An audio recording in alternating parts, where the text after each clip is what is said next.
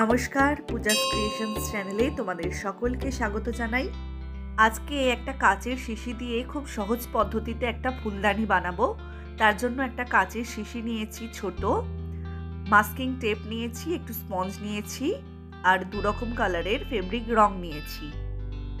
আমি এখানে একটা মধুর শিশি নিয়েছি, তোমরা চাইলে যে কোনো ছোট বড় বোতলেই এটা করতে পারো। এরকম মাস্কিং টেপকে এই বোতলের ঠিক মাঝ বরাবর এইভাবে লাগিয়ে নেব।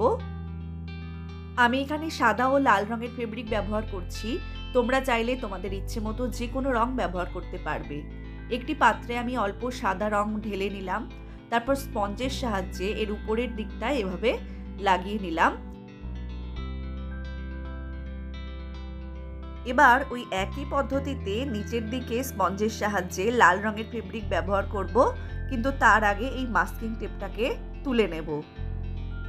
ভিডিওটা সকলে শেষ পর্যন্ত দেখতে থাকো। ভালো লাগলে অবশ্যই একটা লাইক করবে, কমেন্ট করবে এবং তোমাদের বন্ধুদের সাথেও শেয়ার করবে।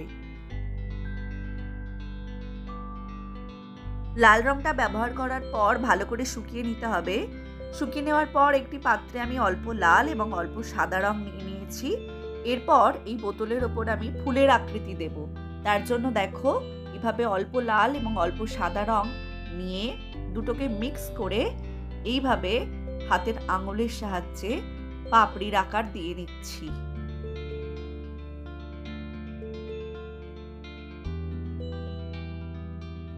এইভাবে পাশাপাশি ছোট বড় যে কোনো আকারের অনেকগুলো ফুল এভাবে তৈরি করে নেব।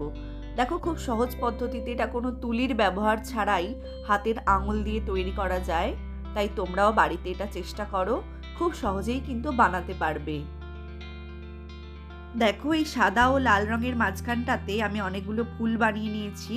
এরপর একটা কটন ইয়ারবাডসের সাহায্যে এই লাল ও সাদা রং দুটোকে মিশিয়ে নিয়ে এরকম গোল গোল গোল গোল ডিজাইন করে নেব। উপরের সাদা রঙের জায়গাটায় লাল রংটা একটু বেশি ব্যবহার করব, আর নিচের লাল রঙের জায়গাটায় সাদা রংটা একটু বেশি ব্যবহার করব, যাতে এই বিন্দুগুলো ভালো করে বোঝা যায়।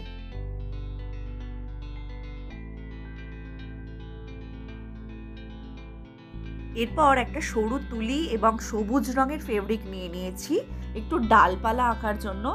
এই সাদা অংশটায় প্রথমে আমি ইচ্ছে মতো সরু সরু তুলির টান দিয়ে ডালপালা আমি এঁকে নেব। তোমরা যারা আমার চ্যানেলটিকে আগেই সাবস্ক্রাইব করেছো তাদেরকে অনেক অনেক ভালোবাসা জানাই। আজ যারা নতুন আমার ভিডিওটা দেখছো তাদেরকে অনুরোধ, তোমরাও আমার চ্যানেলটিকে সাবস্ক্রাইব করে নাও এবং পাশে থাকা বেল আইকনটিতে ক্লিক করে দাও, যাতে আমার পরবর্তী ভিডিওর নোটিফিকেশনগুলো তোমাদের কাছে পৌঁছে যায়।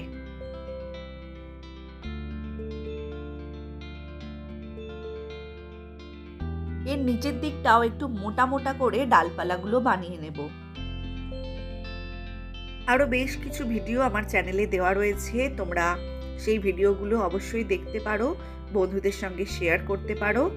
এইভাবেই আমার সাথে যুক্ত থাকো, যাতে আমি আরও বেশি বেশি করে অনুপ্রেরণা পাই এরকম কাজ নিয়ে তোমাদের কাছে আসার।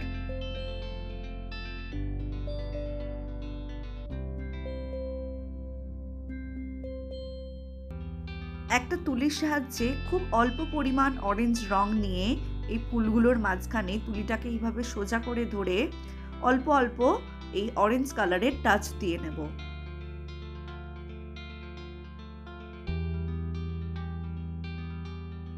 ওই একইভাবে একটু কালো রং দিয়ে ওই তুলির সাহায্যে এইভাবে ফুলের মাঝখানগুলোতে আবার কমলা রঙের উপর কালোর টাচ দেব, যাতে ফুলগুলো আরো সুন্দর দেখতে লাগে।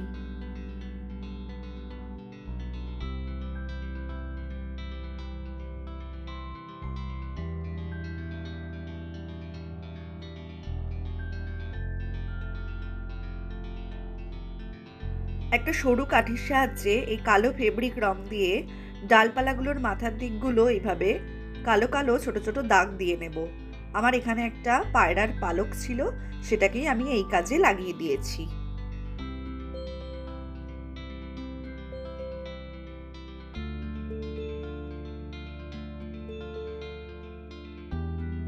ওই ইয়ারবাডটার সাহায্যেই বোতলের এই মুখের দিকে এইভাবে দুটো রঙের মিশ্রণটা লাগিয়ে নিতে পারি এইভাবে। আবার এটা না লাগালেও এটা কিন্তু সুন্দর দেখতে লাগবে। ব্যাস এটা আমার কমপ্লিট হয়ে গেছে। বাড়িতে কিছু গোলাপ ফুল ছিল, সেগুলোকে আমি এর মধ্যে লাগিয়ে নিলাম। সুন্দর ফুলদানি তৈরি হয়ে গেল। বাড়িতে তোমরাও সকলে বানাও এবং আমাকে কমেন্ট করে জানাও কেমন লাগলো তোমাদের এটা তৈরি করতে। সকলে ভালো থেকো, সুস্থ থেকো। ভিডিওটা শেষ পর্যন্ত দেখার জন্য তোমাদের অনেক ধন্যবাদ জানাই।